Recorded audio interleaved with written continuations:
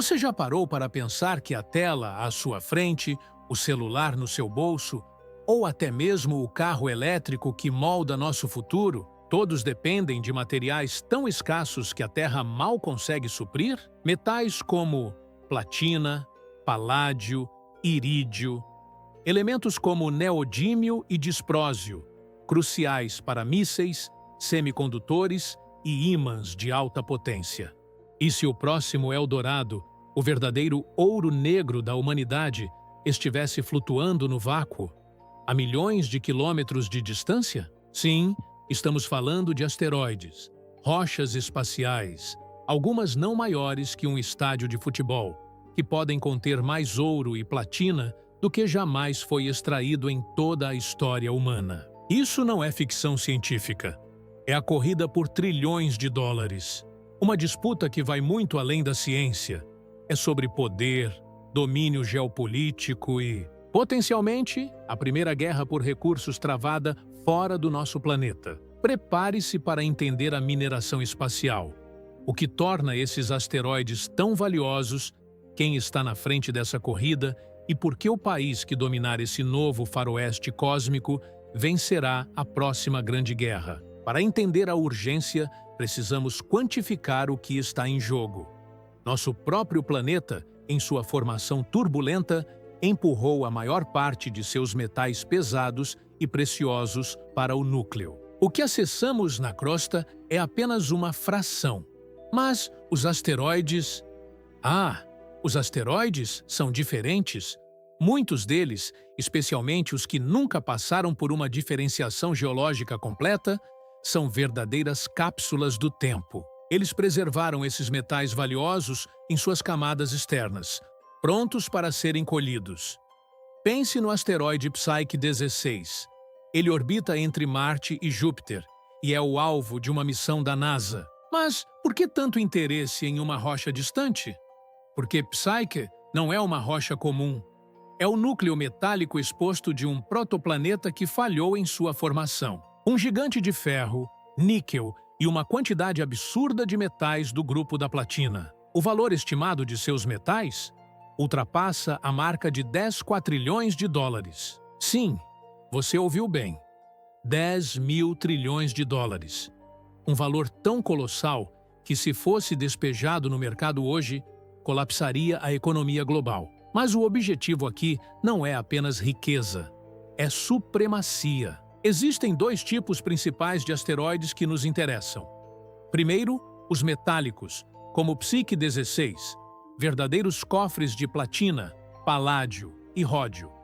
Mas o segundo tipo, e talvez o mais estratégico, são os carbonáceos. Eles são ricos em carbono e, crucialmente, em água.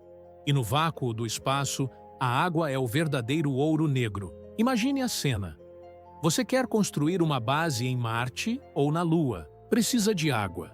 Quer reabastecer naves para ir ainda mais longe. Precisa de propelente. A água pode ser decomposta em hidrogênio e oxigênio, o combustível de foguete mais eficiente que existe. Um asteroide rico em gelo pode se tornar o posto de gasolina intergaláctico, tornando a exploração espacial sustentável e economicamente viável. O país que controlar o acesso à água espacial controlará a logística de todo o futuro da humanidade fora da Terra. Mas por que essa corrida está acontecendo agora, com tanta urgência?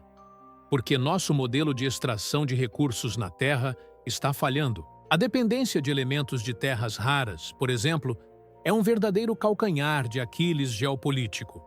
Esses elementos são vitais para a transição energética e para a supremacia militar. Uma bateria de carro elétrico de alta performance, um míssil teleguiado, uma turbina eólica, todos precisam deles. O problema? A China controla cerca de 60% da mineração e 90% do processamento global desses elementos. Para os Estados Unidos e a Europa, essa dependência é uma ameaça existencial. Se Pequim decidir fechar a torneira, a produção de tecnologia avançada e a capacidade militar ocidental seriam simplesmente paralisadas. A solução aponta para o espaço. A mineração espacial promete uma fonte ilimitada, livre de restrições ambientais terrestres e, crucialmente, fora da jurisdição de qualquer rival terrestre. A visão é clara. Em 50 anos, a mineração espacial não apenas fornecerá recursos para a Terra, mas principalmente para a construção e manutenção de infraestrutura no próprio espaço. Imagine painéis solares gigantescos em órbita, estações espaciais massivas, bases lunares autossuficientes. Se pudermos extrair ferro, níquel e água dos asteroides, não precisaremos mais gastar bilhões de dólares e toneladas de combustível para lançar materiais pesados da Terra. O custo de enviar 1 quilo de material para a órbita baixa é proibitivo, mas o custo de extrair 1 quilo de ferro de um asteroide e usá-lo para construir uma estrutura em órbita, infinitamente menor no longo prazo. É uma mudança de paradigma. A primeira pergunta que surge é inevitável. Como diabos vamos tirar uma rocha de trilhões de dólares do espaço profundo? Esqueça as brocas gigantescas e as explosões de filmes de ficção científica. A realidade é muito mais sutil e, por incrível que pareça, mais limpa. O desafio reside na logística e, claro, na ausência de gravidade. Empresas e agências espaciais estão desenvolvendo técnicas inovadoras. Uma ideia inicial, por exemplo, era a captura e reorientação. Naves robóticas com braços ou redes capturariam asteroides menores, trazendo-os para uma órbita mais próxima da Terra. A NASA chegou a ter um programa, o Asteroid Redirect Mission, mas foi cancelado. O risco era alto demais. Hoje, o foco está na mineração in situ. Em vez de trazer a rocha, você extrai o material lá mesmo. Para os asteroides carbonáceos, a técnica é engenhosa. Aquecer a superfície com fornalhas solares concentradas. O calor sublima o gelo, transformando-o em vapor, que é então coletado e condensado em tanques. É a colheita de água em sua forma mais pura. Para os metálicos, o processo é mais complexo, envolvendo o uso de gases para reagir com os metais, separando-os do silicato, ou até mesmo impressoras 3D no espaço para processar o material bruto em peças estruturais. E quem está liderando essa revolução? Não são apenas governos, mas empresas privadas, muitas delas startups com financiamento bilionário. A extinta Planetary Resources e a atual Astroforge, por exemplo, estão na vanguarda. A Astroforge, em particular, não planeja trazer minério para a Terra. Eles querem provar que conseguem extrair platina de rochas simuladas em laboratório e, em seguida, enviar pequenas missões demonstrativas para asteroides próximos. A lógica é simples. Se a tecnologia funcionar em pequena escala e o custo de lançamento cair, o risco de investimento se torna aceitável.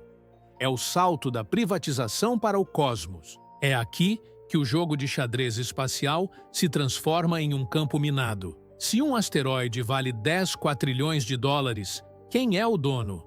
A resposta, por enquanto, é ninguém. E esse é o problema central. O marco legal que rege o espaço é o Tratado do Espaço Sideral de 1967. Ele foi criado no auge da Guerra Fria para evitar que Estados Unidos e União Soviética colocassem armas nucleares em órbita ou reivindicassem a Lua. O artigo 2 do tratado é cristalino.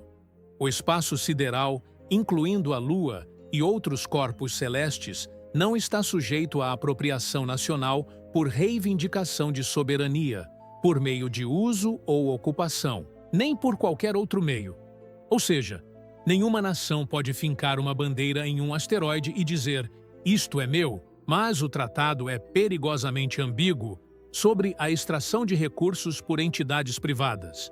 Se uma empresa americana extrai platina de um asteroide, ela está violando o tratado? Os Estados Unidos dizem que não. A Rússia e a China dizem que sim.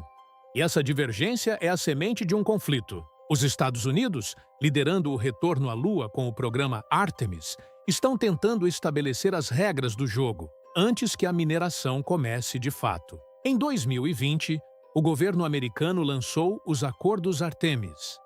Estes não são um tratado internacional, mas sim acordos bilaterais entre os Estados Unidos e nações parceiras. Um dos pontos mais controversos dos acordos Artemis é a criação de zonas de segurança ao redor de locais de mineração. A ideia é simples: garantir que, se uma empresa privada estiver minerando em um asteroide ou na Lua, outras nações ou empresas não possam interferir. Na prática, os acordos Artemis são a tentativa de Washington de legitimar a mineração privada de recursos espaciais.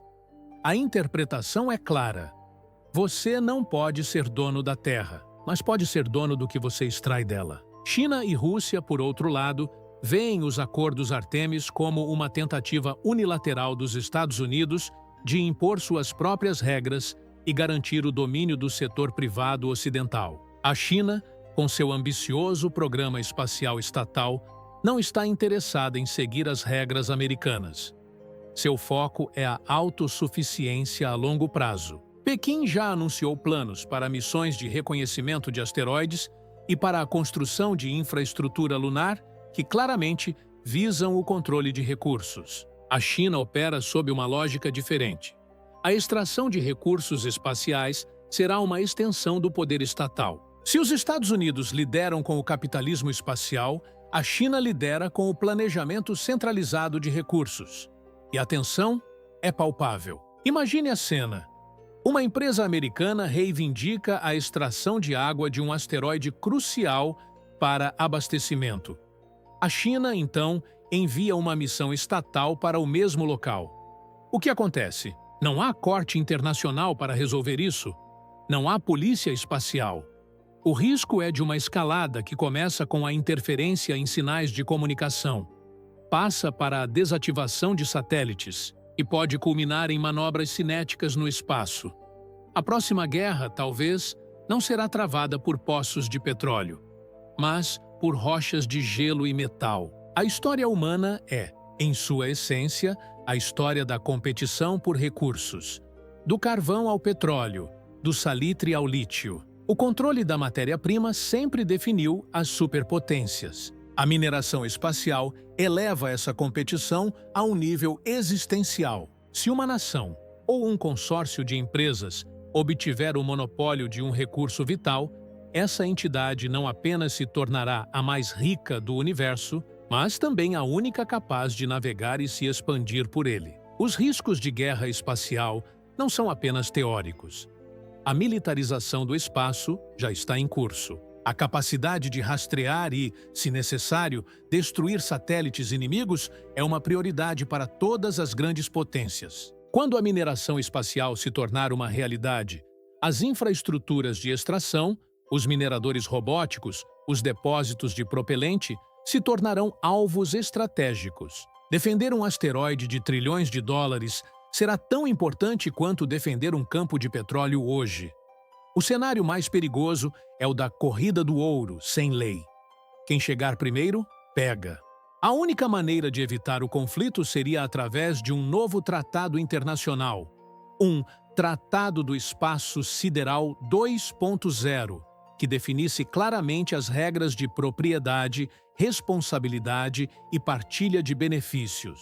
Mas, dadas as tensões atuais entre Estados Unidos e China, a chance de um acordo global abrangente parece cada vez mais remota. Estamos à beira de uma nova era. O espaço não é mais um laboratório científico. É o próximo campo de batalha econômico. O ouro negro do espaço está lá, esperando. As nações mais poderosas do mundo estão armando suas naves, e a disputa por essas rochas pode definir quem será a superpotência do século 22. A mineração espacial, mais do que qualquer outra inovação, representa a fronteira final da geopolítica. Ela redefine o conceito de recurso estratégico e coloca em xeque a paz global. A corrida não é apenas para ver quem consegue extrair primeiro, mas quem consegue escrever as regras do jogo. E, no momento, a diferença entre as duas visões de mundo, o capitalismo espacial ocidental versus o domínio estatal oriental, está nos levando a um futuro onde o conflito sobre um pedaço de rocha distante é mais provável do que imaginamos. Qual país, na sua opinião, está mais bem posicionado para dominar essa corrida? Os Estados Unidos e suas empresas privadas, ou a China e seu poder estatal centralizado? Deixe sua opinião nos comentários. Sua interação é vital para o Orbe News. Se este mergulho profundo te fez pensar sobre o futuro, deixe seu like e inscreva-se no canal para não perder as próximas análises.